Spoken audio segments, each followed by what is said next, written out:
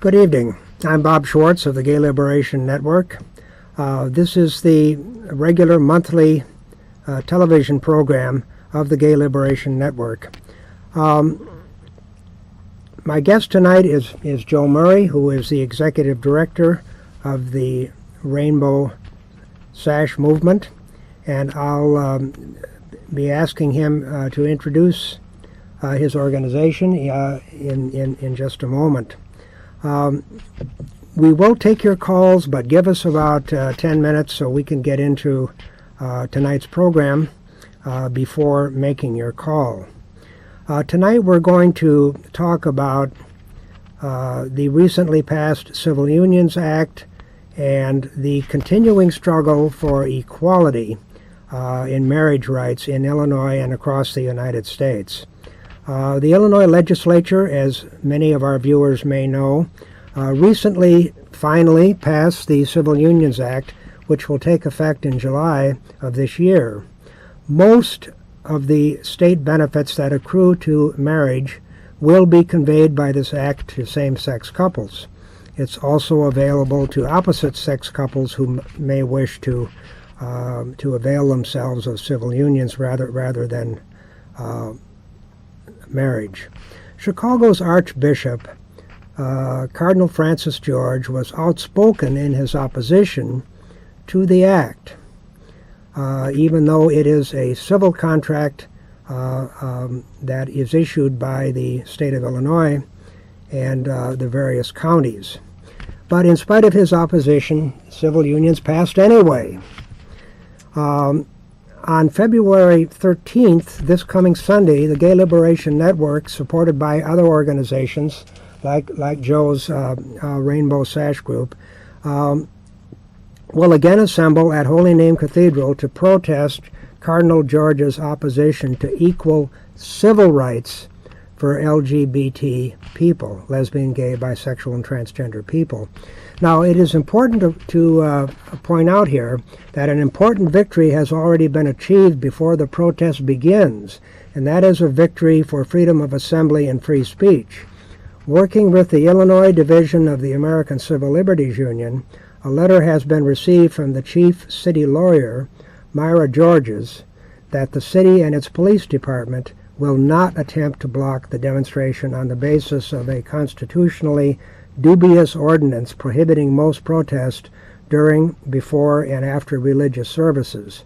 So I want to mention that and to give credit not only to our own organization for pushing the envelope on that, but to the American Civil Liberties Union, whose assistance was very important. Now, as I mentioned, our guest tonight is Joe Murray, the executive director of the Rainbow Sash movement, pro-gay presence within the Roman Catholic Church. And I'm going to ask Joe to briefly describe his organization for the viewers. Thank you, Bob, and thanks for the invitation and the opportunity to talk in tonight's show. The Rainbow Sash movement is a GLBT Roman Catholic organization who's calling our church to a place of conversion around issues of sexuality. One of the ways that we do that is that every Pentecost Sunday throughout Europe and in some places in South America and across the United States. We enter cathedrals wearing rainbow sashes. And the bishop's response to our presence is to deny us communion. When Pentecost Sunday is finished, one of the other things we do throughout the year is to monitor issues that are coming out of the Vatican that are very anti-gay, also out of the U.S. Conference of Catholic Bishops. We're scandalized by the open warfare our bishops are placing on the LGBT community internationally, and it needs to stop. And the purpose of the Rainbow Sash movement is to stop it. We will be joining Bob this Sunday. Some of us will go into Mass at Holy Name Cathedral and be present there. We encourage our viewers who are Catholic and support gay civil marriage and support the rights of gay people to join us at Holy Name Cathedral. Please come and watch what our church is doing to gay people. Joe, in early January, at an appearance at Boston College, Chicago's Cardinal George, in my view, trivialized same-sex marriage equality as comparable to, as he put it, saying apples are oranges, and repeated the assertion he voiced against civil unions in Illinois that no one has the right to change the institution of marriage. How do you respond to this line of thought? Yeah, the Cardinal was challenged by one of our supporters wearing a rainbow sash. His name was John Falcon of Boston College. The Cardinal is famous for his metaphor traps, and you need to look at the metaphor and look at his argument. His metaphor is that apples or oranges. Well, apples and oranges are two separate species. Homosexuals and heterosexuals are both human beings. The Cardinal's argument is hollow, and his metaphor is silly. Well, I guess that says it.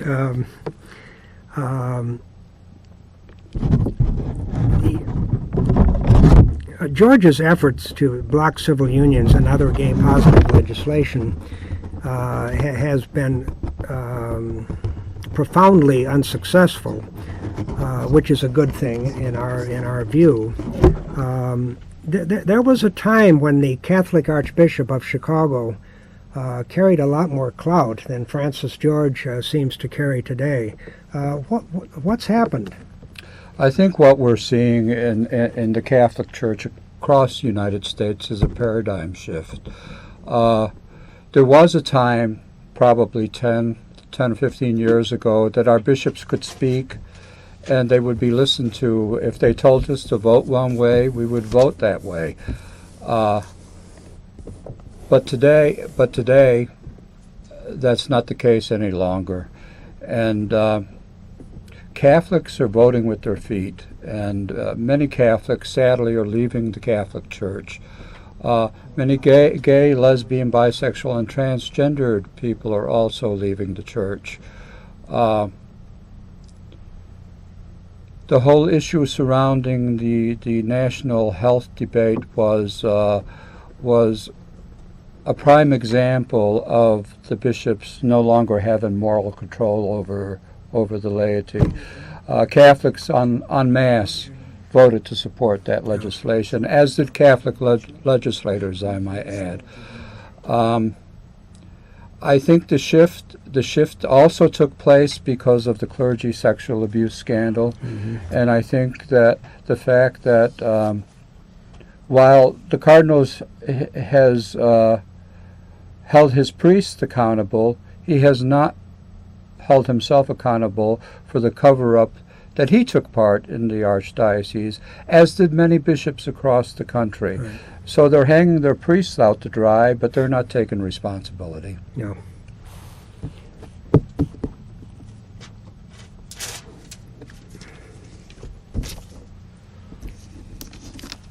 Okay, we have a phone call from Julie. Julie, go ahead with your call or comment, please. Oh, my name is Juliet. Hi, how are you doing? Juliet, sorry. I am interested in when you're going to the Catholic Church. I'm Catholic myself. Do you feel like you're pro-life or pro-choice? Like, are you interested in any of those issues, or is it just like gay marriage or receiving communion with your Rainbow Sash movement? We're very pro-choice. We think that sex education in the school is very necessary. If you don't want abortions, don't produce life. So yes, we're very much pro-choice and pro-contraceptive. All right, thank you. I would say that the Gay Liberation Network is also very strongly very strongly pro-choice.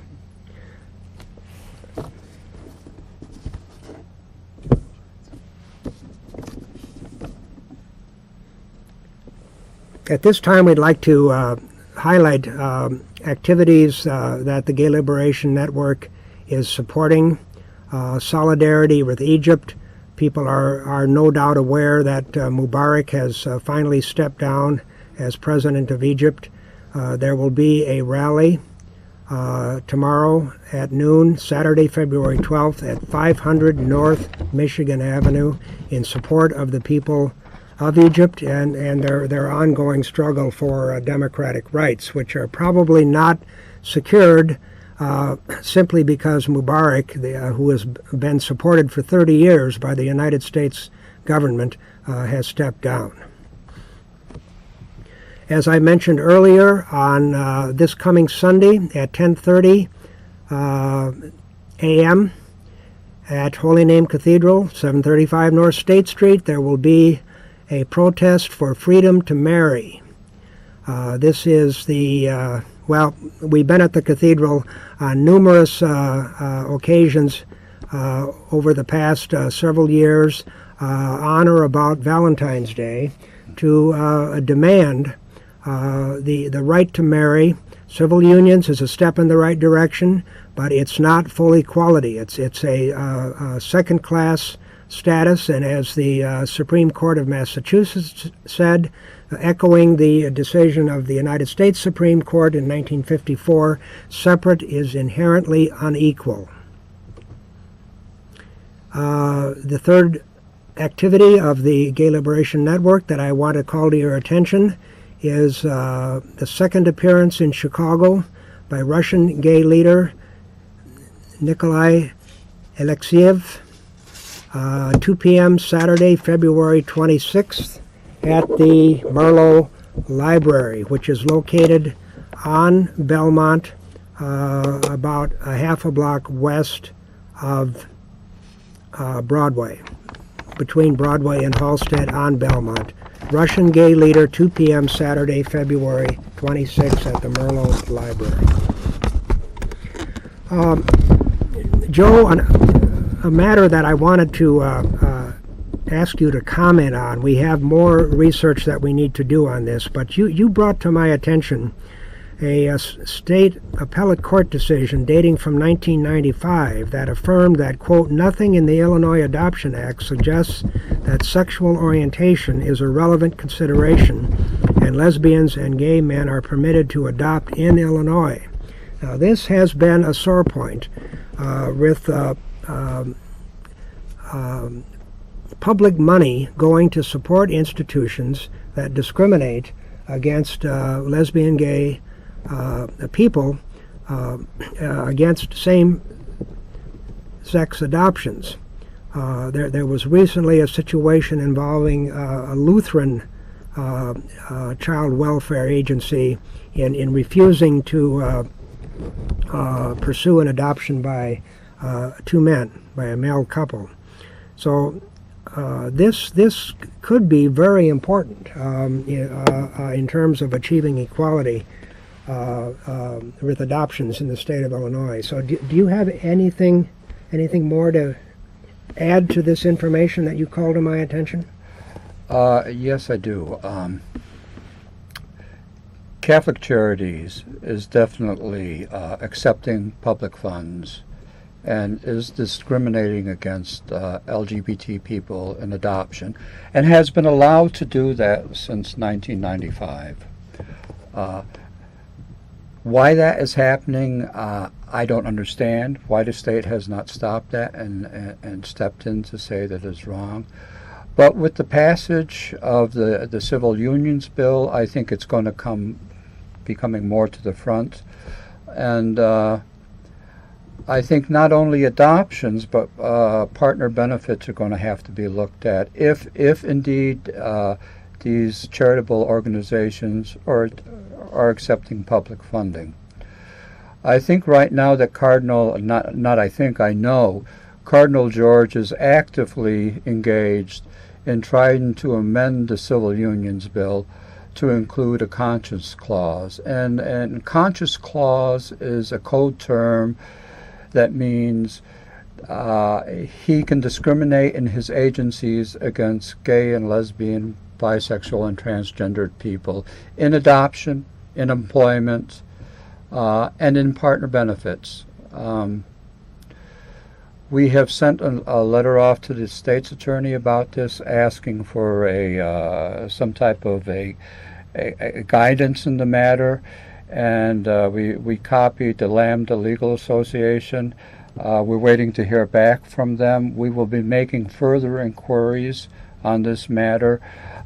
Certainly, as the Same-Sex Act comes into effect in June, and people start taking part in it, they're going to want to start adopting children. And any city agency out there should not be allowed to discriminate, and nor should any church organization that accepts city funds. Yeah, this is certainly the case. I mean, religious organizations have the right to determine their own policies consistent with their belief system within the four walls of the church, so to speak, as long as they're not receiving government money to perform services that should be free of discrimination.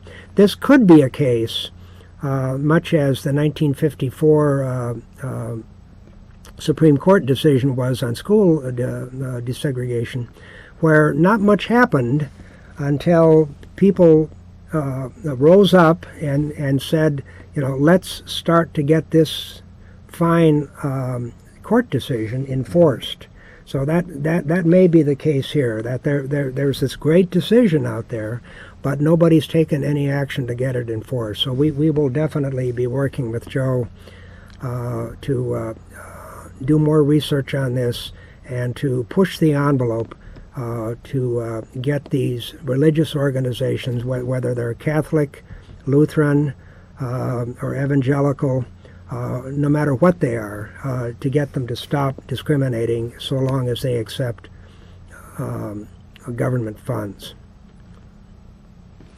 Now, you mentioned to me before the show started, Joe, that polls now suggest that 60% of Roman Catholic people support same-sex marriage. Right. That's amazing.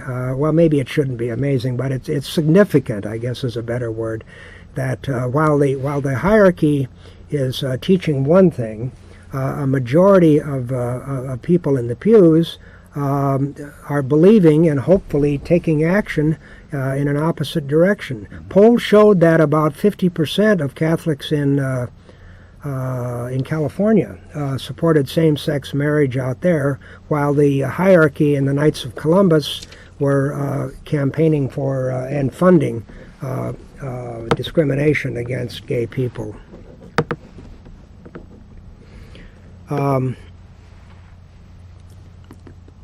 So I think that's significant, and I think it's also important to note that our protest on Sunday has as its target the Archbishop of Chicago, Francis George, and not people who are entering or leaving the Holy Name Cathedral for the very reason that I mentioned, and there are other reasons as well, that there are other Catholic organizations that are supportive of rights for same-sex couples and for gay people, and it would be a mistake to paint with a wide brush everyone in the Catholic Church as an anti-gay bigot.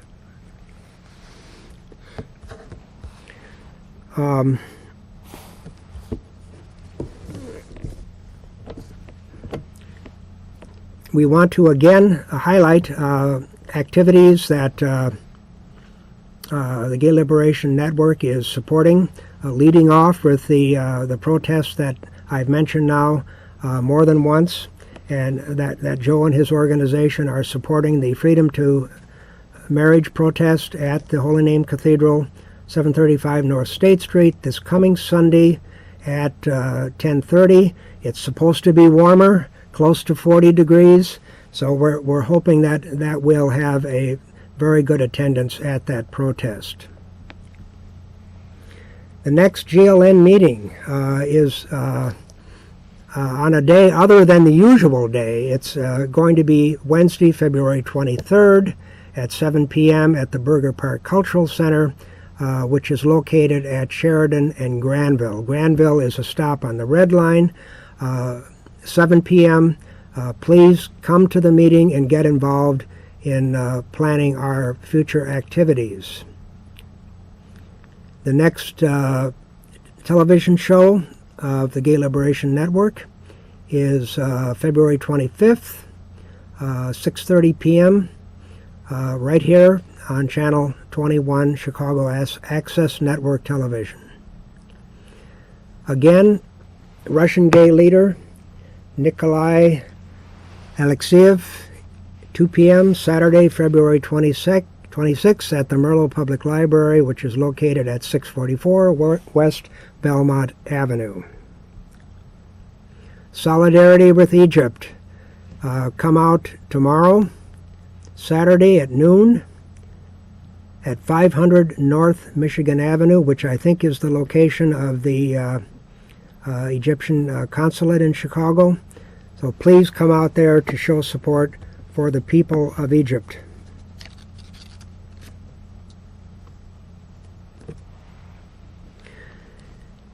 Please make a note of our webpage, gayliberation.net. Go there and you will learn about the many activities of the Gay Liberation Network. We're not a single issue, single focus organization. We believe in solidarity with the struggles of other people. So I would like to again thank Joe Murray, the executive director of the Rainbow Sash movement, for being our guest tonight. And I would once again urge people to appear at the protest this coming Sunday at the Holy Name Cathedral on State Street at 10:30 in the morning. Thank you and good night.